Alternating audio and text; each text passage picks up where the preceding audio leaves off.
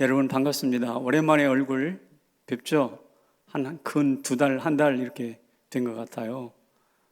이제 다음 주부터 정상적으로 예배를 드립니다. 물론 숫자는 조금 제한이 있긴 해도 우리 교회 형편상 크게 제한받지 않을 것 같습니다. 마음껏 기도하시고 또 마음껏 예배하고 하나님의 이름을 부르면서 춤추고 주의 뜰 안에서 성전 뜰을 밟는 기쁨을 누리시는 성남제일교회 성도 여러분 다 되시기를 주님의 이름으로 축원합니다. 더군다나 우리 온라인으로 예배를 드리시는 우리 사랑하는 성도 여러분 반갑고요. 여러분들에게도 가정위에도 하나님의 복이 풍성히 임하시기를 축복합니다. 네, 반갑습니다. 산상수훈이 지금 필요한 때인 것 같습니다. 이 혼돈의 시대에 교회는 손가락질 당하고 성도는 어디로 가야 될지 모르는 이 시대에 산상수훈을 다시 의도적으로 강해를 하고 은혜를 받고 있는데, 이렇게 하는 이유는 우리가 이 혼돈의 때 길을 잃어버리지 않고 빛의 사자로서 살고자 하는 뜻이 있습니다. 지난 주간에 당신은 뭐라고 그랬죠? 말이 보증수표가 되는 사람이 되십시다. 오늘은 절차를 따라서 성경 흐름을 따라서 보복하지 마십시오라는 말씀으로 은혜를 나누려고 합니다. 뭐 하지 말자고요? 보복하지 맙시다 라는 뜻이에요. 사람에게는 누구에게나 보복 심리가 있습니다. 남에게 해코지를 당하면 되로받고 말로 주려는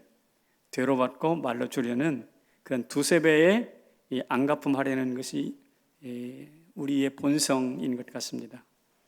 그런데 이렇게 되로받고 말로 주고 너도 되로받고 말로 주고 이렇게 안갚음이 눈덩이처럼 커지다 보면 이 세상은 아마 보복의 피바다가 될 수도 있어요. 어쩌면 이 세상은 지옥 그 자체가 될 것입니다. 이런 세상 되면 안 되죠. 그래서 성경은 구약에서 이렇게 우리에게 말씀하고 있어요. 눈에는 눈으로, 이는 이로, 손은 손으로, 된 것은 된 것으로, 때린 것은 때림으로 갚을지니라. 출애굽기에 있는 말씀이거든요.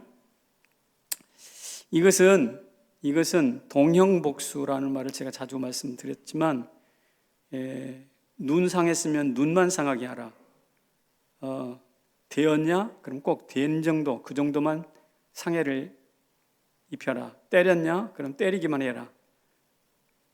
만약에 이것을 넘어서 눈이 상했는데 막 머리를 부러뜨린다든지, 머리에게 막 큰 상처를 낸다든지, 아니면 뭐 조그만 상처를 입혔는데 막 뼈를 부러뜨린다든지, 되었으면 막 엄청나게 몰매를 준다든지, 이래서는 안 된다는 거예요.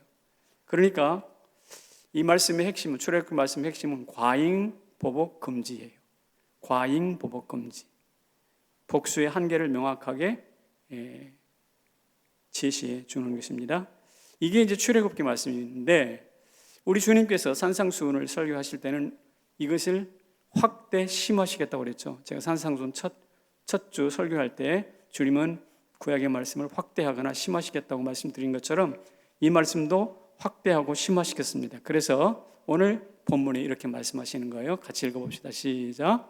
또 눈은 눈으로 이는 이로 갚으라 하였다는 것을 너희가 들었으나 나는 너희에게 이르노니 악한 자를 대적하지 말라. 누구든지 내 오른편 뺨을 치거든 왼편도 돌려대며. 네, 그렇습니다. 똑같이 보복해주는 동형복수가 아니라 아예 복수하지 말라는 거예요. 굉장히 의미가 강화됐죠. 그래서 악한 자가 있거든 대적하지 마라, 복수하려고 덤벼들지 마라, 이런 뜻이 되겠습니다. 이 말씀을 딱 들으면 대단히 무기력한 것 같지 않아요? 악에 대하여 어떤 대책도 없는 무대책의 아주 정수 같다는 느낌이 있어요. 이래서 어떻게 돼야 살지? 이렇게 되면 아마도 법체계라는 것이 대단히 허무한 것이 무너질 것이에요. 복수가 없을 때는 복수가 있을 때보다 없을 때 세상은 더욱더 엉망진창이 되지 않겠나라는 생각이 머릿속에 퍼뜩 떠올라요. 그야말로 무법천지 약육강식의 세상이 될 것이라는 생각을 하게 되는 것입니다. 자, 그렇다면 이제 생각을 진전시키기 전에 우리는 어느 쪽에 가까운가? 우리는 보복을 해야 되는 쪽인가 아니면 하지 말아야 되는 쪽인가, 어느 쪽에 가까운가 한번 여러분 스스로 자문해 보십시오. 나는 어느 쪽에 가까운가? 여러분 보복이 필요하다고 믿으세요? 아니면 보복하면 안 된다고 믿으세요?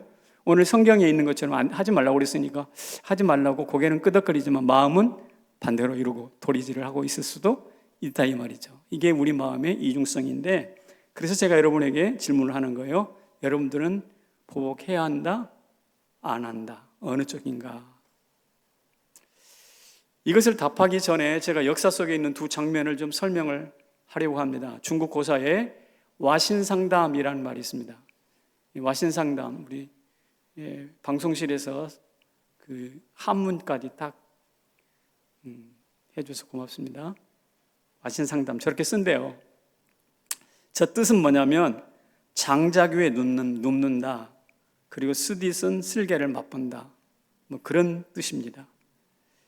조금 더 그 유래를 살펴보면 춘추 전국시대라는 말이 있죠. 중국의 초창기 춘추 시대에 양쯔강 하류에 오나라와 월나라 두 나라가 있었습니다. 근데 월나라 왕 구천이 있고 오나라 왕 함려가 있는데, 월나라 왕 구천과 오나라 왕 함려가 있는데, 이 함려는 노상 먹고 마시고 주색 잡기에 빠졌던 모양입니다. 그러니까 월나라 왕 구천이 틈을 타고 있다가 쳐들어가 가지고 왕과 왕세자를 죽이고 막대한 재산에 손실을 입히고 돌아왔습니다.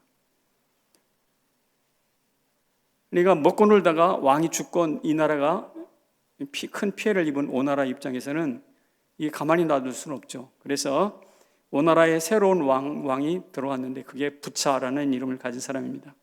이 부차는 그때부터 월나라를 보복하려고 준비합니다. 매일 장작더미에서 잡니다. 그러니까 왕이면 뭐 푹신한 침대가 있을 거 아니에요. 그걸 다 고사하고 장작더미 위에서 잡니다. 여러분 장작더미에서 자보셨어요?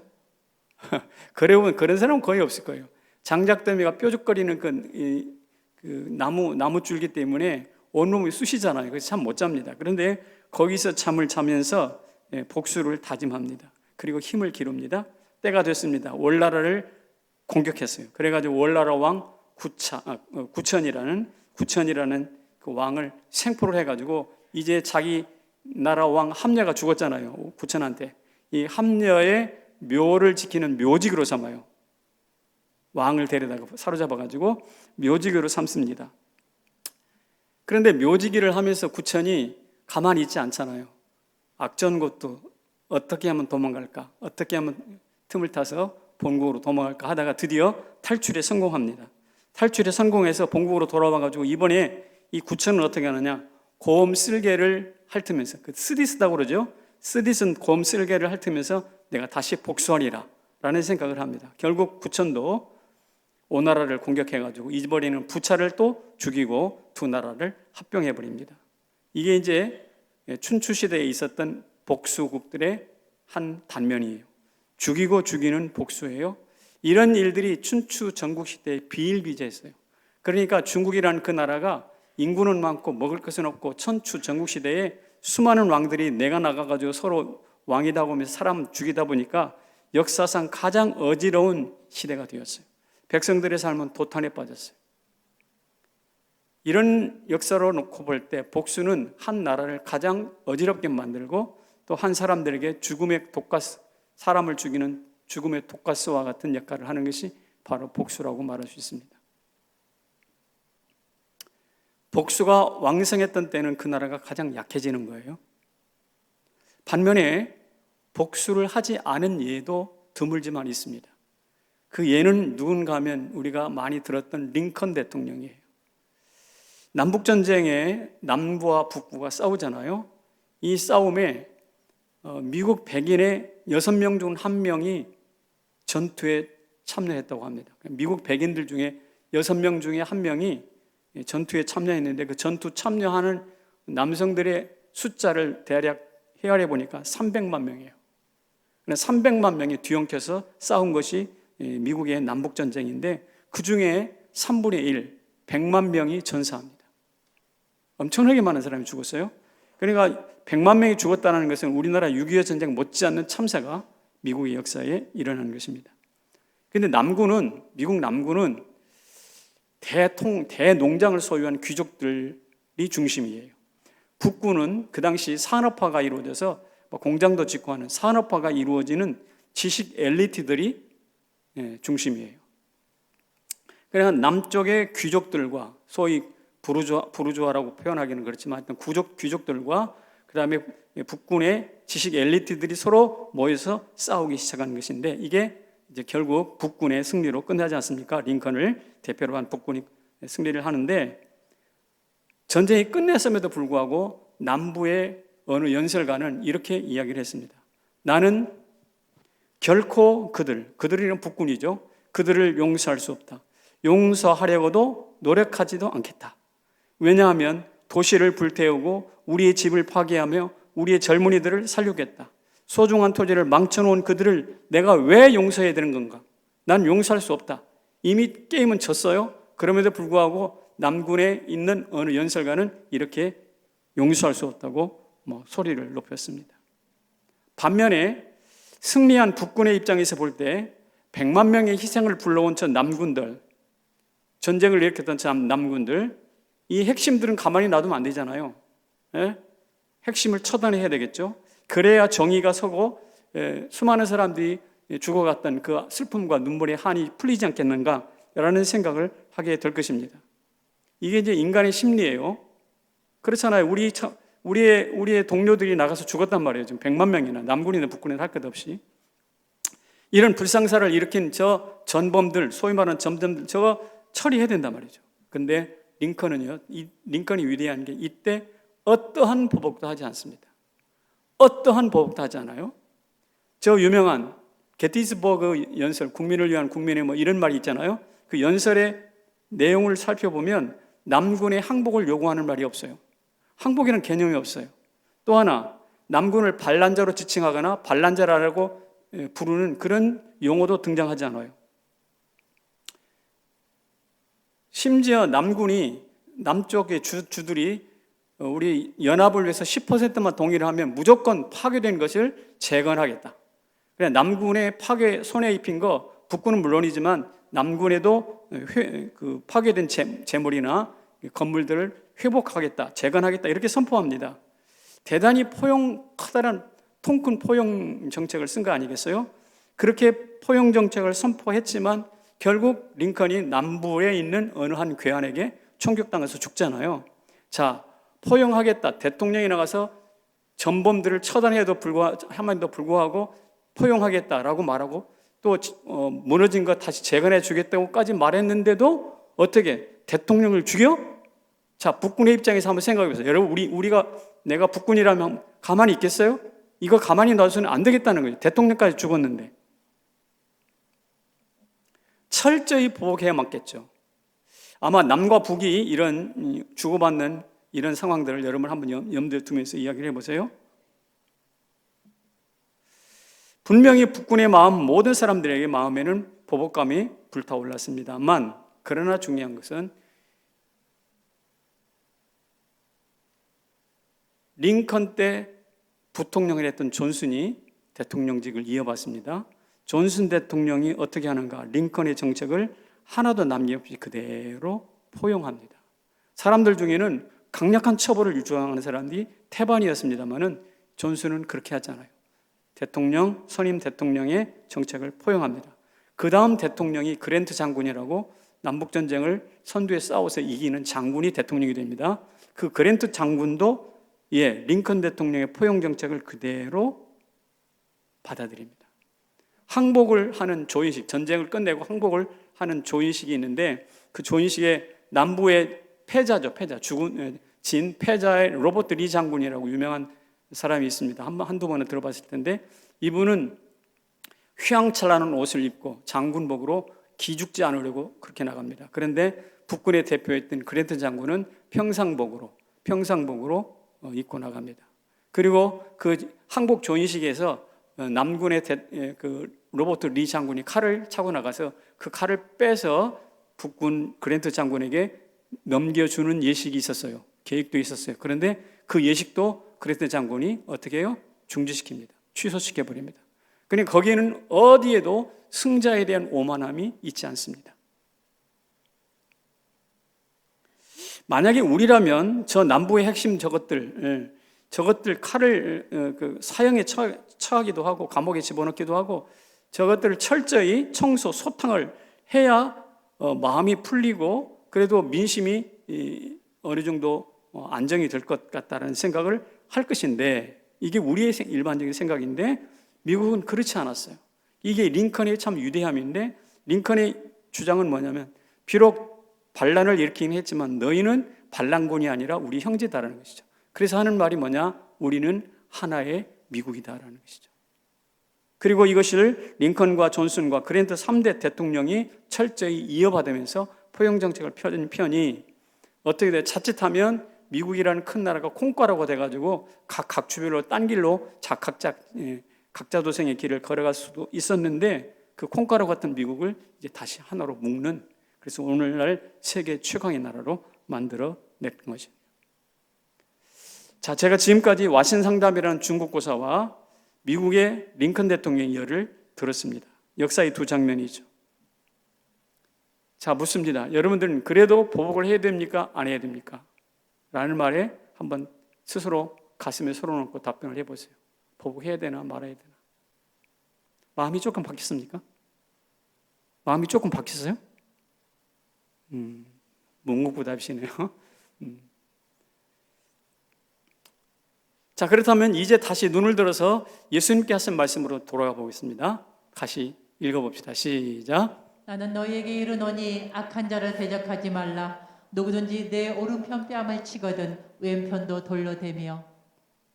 예수님 말씀인데 제가 지금 와싱상당과 링컨의 예를 들어서 설명을 했음에도 불구하고 아직도 이 말씀이 현실을 모르는 이상주의적인 말씀이라고 생각되십니까? 예수님 뜻은 좋지만 현실과 다릅니다. 현실 생활은 이와 다릅니다. 그래서 슬그머니 이 말씀을 한쪽 귀퉁이로 밀어내버리고 싶습니까? 만약에 밀어내버리고 싶다면 여러분 안에 한 가지 오해가 있기 때문에 그렇습니다. 그 오해를 풀어드리려고 합니다. 그 오해의 핵심이 무엇이냐면 이것이에요. 사적인 복수와 공적인 복수입니다. 네, 보복하지 말라라고 말하면 어떤 사람은 이렇게 말할 것입니다. 그렇다면 불의를 행한 저들을, 불의를 일삼는 저들을, 그래서 나한테 보복한 저들을 방치하라는 겁니까? 또 국가 간의 전쟁도 필요할 때가 있을 텐데 국가 간 전쟁도 해서는 안 되는 겁니까? 속옷을 원하는 자에게 겉옷까지 주고 오리를 가자 하는 자에게 심리까지 동행해 준다면 어찌 보편적인 법이라는 것이, 보편적인 도덕이라는 것이 보존될 수 있겠습니까? 그리고 이렇게 저렇게 상해를 입히고 침해를 한다면, 재산권이 침해를 한다면, 그리고도 보복하지 않는다면 어떻게 개인 재산이 보호받을 수가 있겠습니까? 말도 안 됩니다 라고 말을 하는 것이죠. 이것에 대해서 기독교 역사 속에 또 많은 학자들이 토론을 심각하게 했었습니다.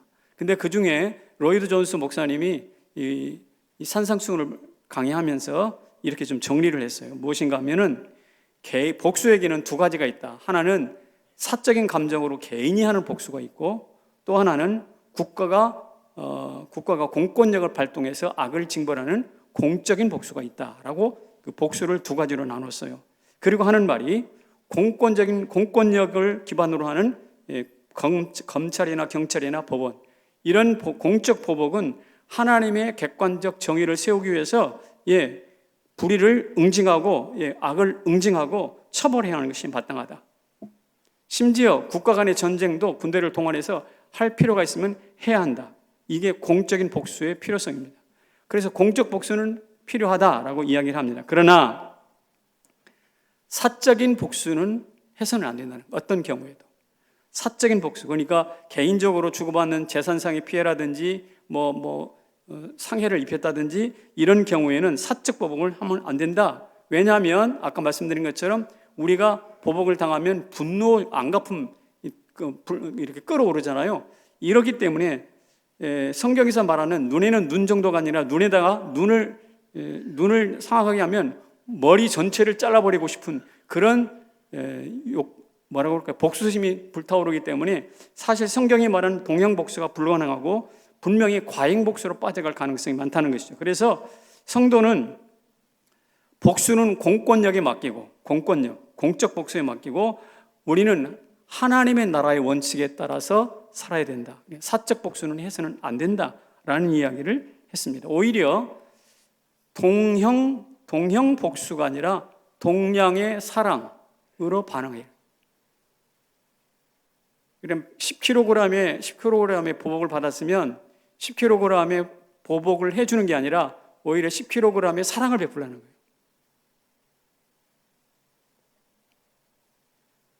초점은 무엇이냐? 사적 복수는 어떤 경우에도 불가능하고 그것을 공적 채널로 뭐 소송을 한다든지 이렇게 해서 항의를 한다든지 이렇게 해서 공적 복수로 시행될 수 있도록 하라라는 것이 로이드 존스 목사의 해석입니다. 저도 대부분의 많은 그 설교자들이 또 윤리학자들이 여기에 동의하고 있습니다. 여러분, 만약에 우리가 불신자와 똑같이 이해는 아니면 뭐 그냥 과잉 복수로 반응한다면 우리가 예수 믿는다는 것이 뭐가 다릅니까? 안 믿는 사람들하고? 동형 복수를 꼭 고집한다면 예수 안 믿는 사람들하고 우리가 다른 게 뭐예요? 우리가 말하는 사랑은 무슨 의미가 있어요? 아무런 의미가 없잖아요. 그리고 또 지금 주님께서는 산상수훈을 선포하시면서 하나님의 나라를 말씀하시잖아요. 앞으로 도래할 하나님의 나라. 이 하나님의 나라가 동형 복수를 하면서 이 세상에 하는 복수의 형태와 똑같은 복수가 난무한다면 그게 하나님의 나라겠어요? 하나님의 나라가 예수님이 선포하신 하나님의 나라가 그 수준밖에 안 될까요? 그렇지는 않잖아요. 뭔가 달아야죠. 그래서 사적 복수는 아니고 공적 복수에 의존해서 이 땅에 하나님의 나라를 세워가고, 사적 복수라고 한다면 오히려 복수가 아니라 사랑으로 되갚으라. 그래서 제가 이런 말씀을 여러분에게 꼭 드리고 싶습니다. 우리가 보복하려는 마음이 이렇게 막 가슴에 떠오르면 먼저 생각할 것이 있어요. 보복 전에 먼저 생각할 것. 두 가지인데요. 첫째는 그 남에게 쏟아붓고 싶은 그 보복을 자신에게 한번 적용해 보라는 거예요. 남의 머리에 막 쏟아붓고 싶은 그 보복을 나 자신에게 한번 적용해 보라는 거예요. 이를테면 내가 나에게 스스로 보복을 한다고 한번 생각해 보라는 거예요. 두렵고 떨리죠. 혼비백산할 거 아닙니까? 그 남에게 쏟아붓고 싶은 그것을 내 머리에 내가 스스로 처벌을 한다면 얼마나 마음이 혼비백산하겠습니까? 보복을 먼저 나한테 적용하면 소름 끼쳐서 절대 보복 못합니다. 남에게 때리는 회초리는 뭐 있는 힘을 다할 수 있어도 자기 스스로 자기 종아리를 때리는 그 회초리에는 힘이 빠져요. 힘이 빠진다고 제대로 못해요. 사실 내가 보복하자 하는 저 인간 참 밉죠. 그러나 저 미운 인간도 하나님이 만드셨거든요. 저 미운 인간도 사실 나처럼 이 세상 살아가면서 지쳐 있는 거 맞아요. 오죽 힘이 없고 오죽 먹을 것이 없으면 훔쳐갔겠나 뭐 이런 생각도 할 수 있는 것이고요. 저 미운 인간도 내가 보기에 보복을 쏟아붓고 싶은 저 인간도 사랑하는 가족들이 있습니다. 어린 자식 회초로 치는 것이 마음이 편치 않은 일인 것처럼 미운 인간 보복하는 것도 결코 편한 일이 아니에요. 여러분, 어린 자식들 종아리 쳐보면 치고 나면 마음이 내가 더 아프잖아요. 그런 것처럼 밉지만 그 사람한테 보복을 쏟아붓고 나면 여러분 나는 어때요? 내 마음은 결코 편치가 않은 거예요. 그래서 사도 바울이 이런 말을 했습니다. 로마서 12장에 보면 같이 읽어요. 시작. 악을 악으로 갚지 말고 모든 사랑 앞에서 선한 일을 도모하라. 악에게 지지 말고 선으로 악을 이기라. 이거 굉장히 중요한 포인트예요. 앙심을 품고 화염에 뛰어들지 말고 그러면 나도 함께 타는 거거든요. 오히려 선행으로 방화서 선행의 물을 거기다 뿌리라는 것이죠. 그러니까 보복이 주고받고 막 더 확대되는 그 자리에 평화의 화목의 방화수를 뿌리라는 것입니다. 이게 바로 선으로 악을 이기는 거거든요. 내게 불쾌한 것은 그에게도 불쾌하니까 누군가에서부터 그 불쾌의 연결고리가 끊어져야 되지 않겠습니까? 그 연결고리가 누가 되는가? 내가 그 연결고리를 끊는 사람이 되라는 이야기입니다.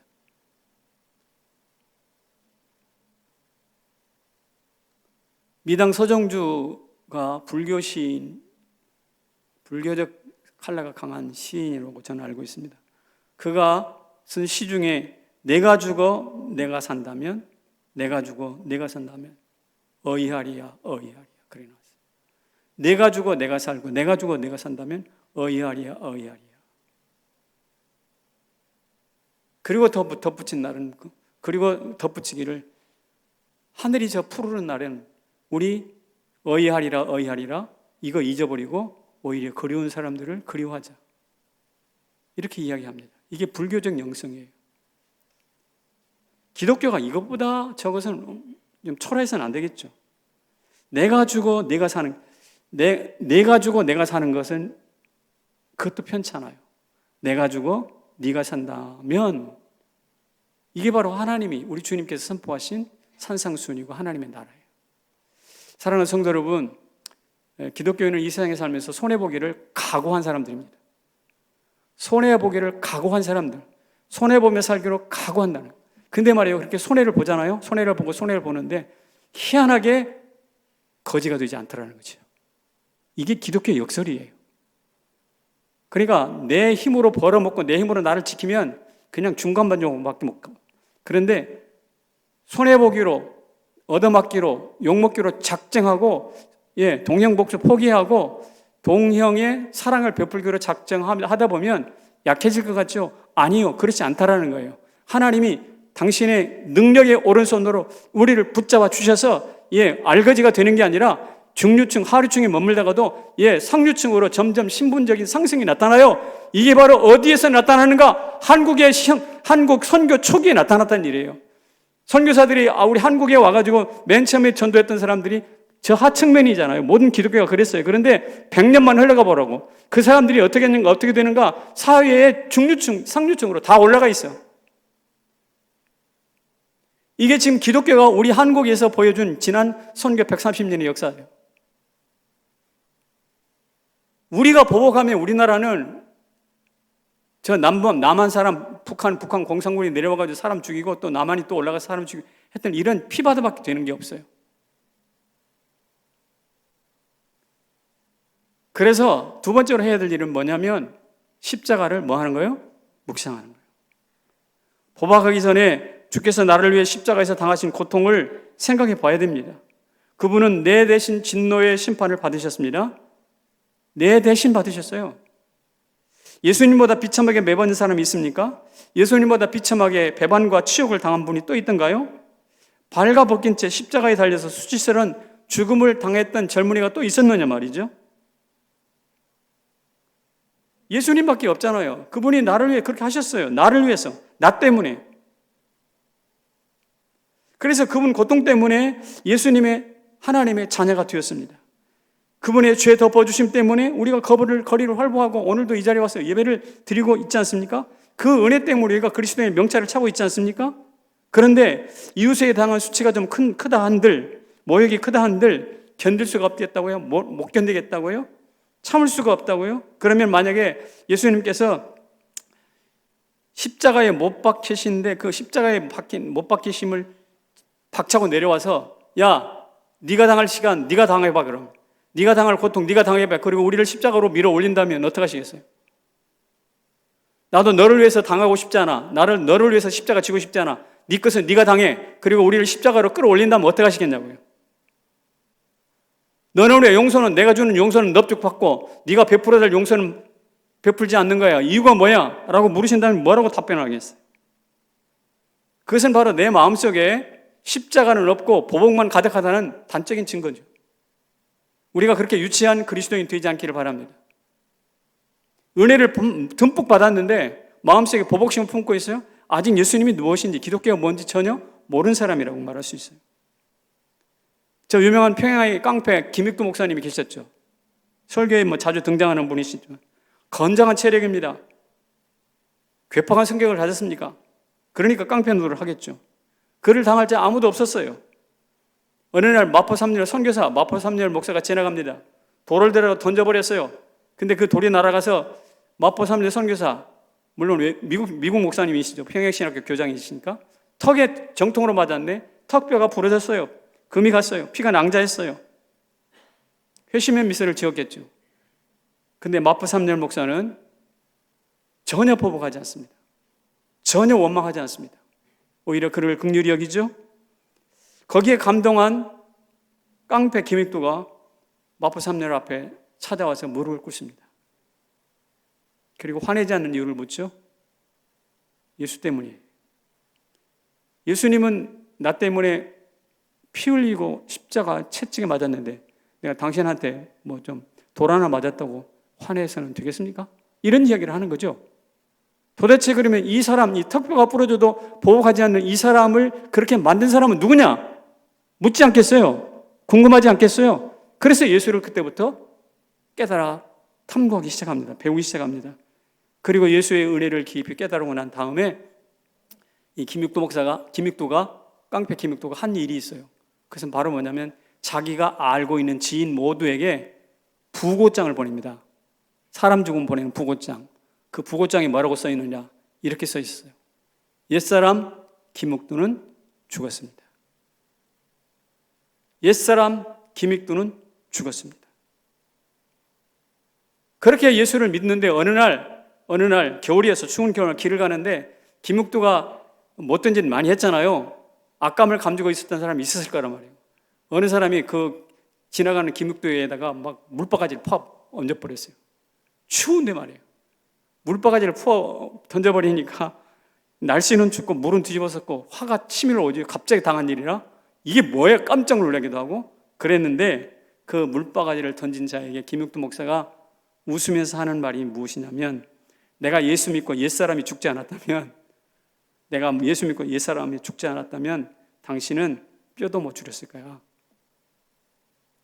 예수는 내가 믿고 복은 네가 받은 줄이 알아. 이 말이 그렇게 해서 나온 거예요. 예수는 내가 믿고 복은 네가 받았구나. 너 그렇잖아. 우리 흔히 하는 말, 네 몸 작살났을 텐데. 여러분, 화가 치밀 때 십자가를 묵상하는 사람만이 할 수 있는 반응이 바로 이 반응이에요. 그리고 본문이 이것을 딱 요약합니다. 오른뺨을 치거든 어떻게? 왼쪽도 돌려대거라. 여러분, 이런저런 이유로 마음속에 앙심을 품고 보복하려고 작심을 하고 있는 분이 한 분이라도 계신다면 오늘 이 말씀을 따라서 손에 든 돌을 내려놓으시기를 축복합니다. 그럴 때 하나님이 여러분 편이 되어 주실 줄로 믿습니다. 예, 한번 같이 읽어볼까요? 용서로 확장되는 하나님의 나라입니다. 하나님의 나라는 군대와 칼로 확장되는 게 아니라 무엇으로? 용서로 확장된다는 사실을 알아야 됩니다. 요셉이 위대한 것은 총리가 됐기 때문이 아니라 형들을 용서했기 때문에 그래요. 사실 제가 볼 때 출세보다 어려운 게 뭘까요? 용서예요. 이 세상에서 출세하기보다 더 어려운 게 용서라고 생각합니다. 그래서 주님은 우리에게 출세해가지고 헌금 많이 하라 이따위 요구하시지 않으세요. 주님은 뭐라고 요구하신다고요? 용서를 요구하세요. 왜냐하면 하나님 나라는 용서를 통해서 확장되기 때문에 그렇습니다. 우리 성남 제1교회 지금 뭐 코로나로 인해서 탁 건드리기만 해도 막 울분이 터져가지고 한방 주먹이 날아갈 것 같은 그런 답답함이 있잖아요. 내가 어떤 기사를 보니까 외국 같은 경우에 저 유럽의 어느 나라 같은 경우에 이혼이 40%가 늘었대요. 이혼이. 그러니까 서로 부부간에도 막 이렇게 그 쌓인 감정이 많아가지고 까딱하면 보복하고 이혼해버리려고 하는 이런 그 좀 빽빽한 감정이 있습니다. 이런 때에 정말 그리스도인들이 제 값을 해야 된대요. 이럴 때 우리 서로 용서하고, 이럴 때 서로 용납하고, 이럴 때 네가 잘했니 내가 잘하니 하기보다 오히려 그들을 보듬어 안아주는 링컨의 포용이 필요한 때입니다. 우리 모두 그렇게 되기를 다시 한번 주님의 이름으로 축원합니다. 예. 제가 직접 읽지는 않았지만 어떤 분의 자료를 보니까 윤홍길 씨의 소설이 하나 있는데 낫이라는 소설이 있대요. 낫. 내용을 좀 잘 설명하면 일제 때 배낙철이라는 좌익분자가 하나 있었어요. 그때 좌익과 우익과 이런 게 많이 있었잖아요. 해방이 됐습니다. 그러다 이제 이승만 정부가 들어오지 않습니까? 그러니까 우익으로 돌변합니다. 전향을 해요. 그리고 막 활동하다가 이번에는 북한에서 쳐들어왔어요. 6.25가 터지니까 다시 좌익으로 갑니다. 그러니까 이 사람이 어떤 식으로 인생을 살아가는지 딱 보이죠? 좌익으로 딱 전향을 해가지고 자기 동네 친지들, 친척들도 있고 이웃들도 있을 건데 이 사람들, 돈 가진 사람들을 부르주어로 몰아붙여가지고 협박을 하고 그러다가 저항을 할 거 아니에요. 이런 왜 당신 뭔데 왜 좌익 우익 와가면서 그러냐 뭐 이런 식으로 이제 뭐 저항하는 사람이 있을 거란 말이에요. 그런 사람들을 가차없이 낫으로 처단을 하는 모양입니다. 그래서 그 소설의 이름이 낫이에요. 그래서 배낙철이라는 이름을 배낫질이라고 별명을 붙일 만큼 낫을 가지고 사람들을 해코지를 했습니다. 그런 사람이 전쟁통에 뭐 왔다 갔다 뭐 어지러웠잖아요. 전쟁통에 잘 제 목숨도 부지 뭐 하지 못하고 역시 죽습니다. 사람들은 그 동네에 있었던 배낫질로 사람들 많이 죽었던 그 사람이 휘둘렸던 낫을 생각하면서 참 몸서리를 좀 치게 됐었습니다. 그러던 어느 날 시간이 흘렀는데 배낙철의 아들, 도시로 나갔던 배낙철의 아들이 이름이 귀수인데 이 귀수가 자기 아버지, 어머니가 돌아가시면서 이렇게 너희 아버지 무덤이 저기 있다 가르쳐주고 돌아가셨어요. 그랬더니 처음으로 이 낫을 그 동네 와가서 철물점에서 낫을 사들고 이제 성묘를 하러 간 거예요. 성묘가 하는 걸 뭐라고 그러죠? 벌초 맞아, 벌초. 아버지 묘에 처음으로 어머니 유언을 듣고 벌초를 하러 왔는데 낫을 철물점에 가서 낫을 샀는데 철물점 주인이 딱 보니까 저거 배낙철의 아들이라는 것을 한눈에 판박이가 한눈에 알아봐요. 그래가지고 낫을 팔고 난 다음에 바로 동네에 이야기합니다. 동네 막 사람들한테 전가를 해요. 야, 뭐라고 전가를 했느냐 이렇게 말해요. 야, 뭐 할 때가 왔다? 드디어 원수가 아플 때가 왔다. 우리 배낫질한테 상처받아서 죽은 사람들 다 나오라고 그래. 동네 사람들이 막 나와가지고 이제 이 귀수 아들한테 막 달려드니까 귀수는 왜 사람들이 자기한테 쫓아와가지고 막 해코지를 하려고 하니 모를 거 아닙니까? 그러니까 자기 손에 든 게 뭐예요 지금? 낫이잖아. 나 하나 철물관 샀잖아. 그거 가지고 또 사람들한테 저항합니다. 여러분, 자기 아버지도 낫질해서 사람 죽였는데 이 귀수도 또 낫질을 하게 된 이런 상태에 빠져 있습니다. 바로 그때, 그 위험한 그때 그 동네에 학교 선생님이자 교회 장로님인 최 장로님이 계셨어요. 최 장로님이 그 상황을 알고 쫓아나와가지고 말립니다. 가로막아서 말리면서 하는 말. 여러분, 흉기는 또 다른 흉기를 불러드립니다. 그때 배낙철의 그 추악한 아픈 추억을 아직도 기억하십니까? 여러분, 그 기억이 지긋지긋하지도 않습니까? 제발 좀 내려놓으세요. 우리 마음속에는 저마다 낫 한 자루씩 품고 있습니다. 이제 이 낫으로 사람을 죽이지 말고 처자식 먹일 훌륭한 풍성한 곡식이나 좀 거두어야 되지 않겠습니까? 꼴을 베고 벌초는 아름다운 일에만 씁시다. 낫을 휘두르는 습관을 이전 제발 좀 내려놓으세요 하면서 일장 연설을 하면서 사람들을 막아 섰습니다. 왜 그랬을까요? 이 최 장로도 대지주의, 그 동네에 큰 땅을 가진 대지주의 아들이었는데 이렇게 낫질하는 이런 그 참 난리통에서 두 동생을 잃어버렸어요. 그리고 동생을 잃어버리고 아버지도 잃고 그러니까 어머니도 자살을 합니다. 이런 생난리를 치르는 과정 중에 또 이런 일이 있어서는 안 되겠다 싶어서 이 최 장로님은 자기 재산을 나누어 줍니다. 사람들에게. 그리고 기부도 합니다. 그리고 빈손으로 돌아가서 학교 교장 선생님 그리고 교회의 장로님으로 섬기고 있는 것이죠.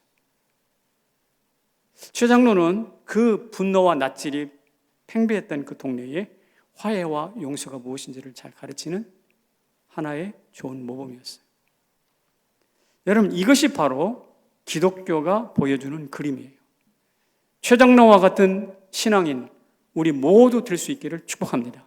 너도 나도 향하여 낫질하고 칼질하는 이 시대에 막아서고 차라리 나를 찌르라고 할 만큼 그런 최 장로, 자기 것을 나누어주고 서로 화해를 하게 하는 그런 하나님의 화해의 사신들이 다 되시기를 주님의 이름으로 축원합니다. 지금 우리 사회는요, 조그만 건수만 딱 하면 탁 터질 것 같은 그런 분노가 팽배해 있습니다. 건수만 걸려라 몇만 명이라도 모일 수 있는 그런 이슈가 지금 팽배해 있거든요. 바로 이럴 때 우리가 무엇을 해야 돼요? 보복하지 말고 평화, 화해의 사신이 되었으면 좋겠습니다. 그러면 이 설교의 가장 중요한 포인트는 이것입니다. 그러면 어떻게 할까요?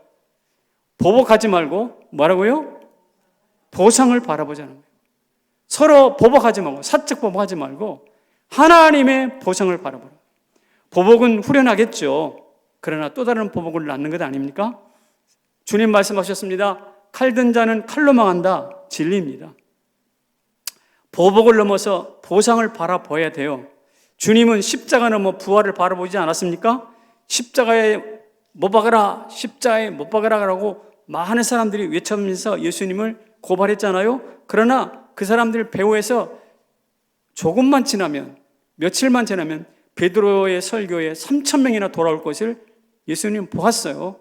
지금 예수님 자신을 고발하는 그 사람들의 심령 너머에 3,000명이나 하루에 회개하고 주님께 돌아올 그 사람들을 보았다는 것입니다. 핍박자 바울을 넘어서 전도자 바울을 보셨어요. 그러니까 우리도 눈앞에 보이는 낯질의 보복을 넘어서 하나님이 우리 가운데 억울함을 풀어주시고 하나님이 우리 가운데 우리의 부족과 우리의 연약함을 강하게 만들어주시는 하나님의 보상을 바라봐야 된다는 것입니다. 이게 예수님의 눈이었어요. 이게 바울의 눈이었어요. 우리의 눈이 될 수 있기를 주님의 이름으로 축원합니다. 우리도 보복을 넘어서 보상을 바라봐야 돼요. 여러분, 그러나 이게 쉽지는 않아요. 저도 설교를 준비를 하면서 이 말씀을 준비하면서 마음이 참 무거웠어요. 하나님, 저도 이렇게 살기가 참 어려운데 내가 어떻게 해요? 무슨 낯짝으로 성도들에게 이렇게 설교하겠습니까? 제가 이런 설교 잘 못할 것 같아요. 이런 마음이 있었는데 주님께서 하신 말씀이 야, 너 그거 틀렸어. 그건 틀린 생각이야. 내가 할 수 없는 것을 너한테 시키는 거 아니야. 할 수 없는 것 시키는 거 아니야. 그러면서 성령께서 저에게 말씀이 생각나게 했습니다. 빌립보서 2장 말씀 같이 한번 읽어봅시다. 시작. 너희 안에 이 마음을 품으라. 곧 그리스도 예수의 마음이니 자기를 비워 종의 형체를 가지사 사람들과 같이 되셨고 죽기까지 복종하셨으니 그 십자가에 죽으심이라. 그렇습니다. 주님 마음 품으라고 성경이 우리에게 촉구하시죠. 그리고 성령께서 우리 가운데 들어오셔서 성령 하나님이 야야 아들아 너 할 수 없지만 내가 있지 않니? 말씀이 있잖아. 지팡이와 막대기 너한테 있어. 이 시대에 살펴봐라. 양식이 없는 것이 아니라 용서가 필요하단다. 내가 이 세상을 용서한 것처럼 너도 용서해야 되지 않겠니? 성령께서 저를 이렇게 계속 북돋우시는 거죠. 북돋우시는 거예요. 여러분, 성령께서 은혜를 주시고 십자가 말씀이 우리를 연단하시고 또 나를 통해서 그런 위대한 일들을 행하실 하나님이, 성삼위 하나님이 계시니까 우리 좀 어렵고 힘들지만 답답하지만 안 될 것 같지만 어떻게 해요? 보복 넘어서 하나님이 우리에게 보상해 주실 그 보상을 바라볼 수 있기를 축복합니다. 그럴 때 우리는요, 세상이 넘을 수 없는 높은 수준의 도덕적 가치를 실현해낼 수 있는 하나님의 성품이 우리 가운데서 나타나는 것이죠. 요셉은 보복을 넘어서 보상을 바라봤기 때문에 그의 두 아들 에브라임과 베냐민 지파가 강성한 12지파 중에 강성한 지파가 되었단 말이죠. 다윗은 사울에게 보복하지 않고 하나님의 보상을 바라보았기 때문에 이스라엘의 왕으로 등극할 수 있었어요. 이제 우리도 보복 넘어 보상을 바라봅시다. 이제 우리 차례가 됐어요. 요셉이 그랬죠. 다윗이 그랬죠. 이제 우리 차례라고요. 내 차례라고 믿으시는 분은 오늘 이 순간부터 어떻게 하실까요? 보복하지 마세요. 결론을 맺겠습니다. 지금은 남과 북, 동과 서, 정파 간의 용서가 필요한 때가 되었어요. 서로 뺨을 치고 죽이고 총을 쏴서 사람을 바닷가에서 불태워 죽이는 이런 참 얼토당토한 일이 생겨났지만 우리 더 이상 낯질이랑은 하지 맙시다. 보복이 아닌 보상을 주목했으면 좋겠어요. 비난하는 악플이 넘쳐나는 이때 예수님의 마음을 좀 퍼나르는 선풀의 주인공이 되시기를 바랍니다. 최계장처럼 겉옷도 벗어주고 심리까지 동행하는 저와 여러분이 될 때 이 고단하고 코로나로 인해서 어려운 이 시대에 하나님의 나라가 더 가까이 다가올 줄로 믿습니다. 우리 자리에서 좀 일어나실까요?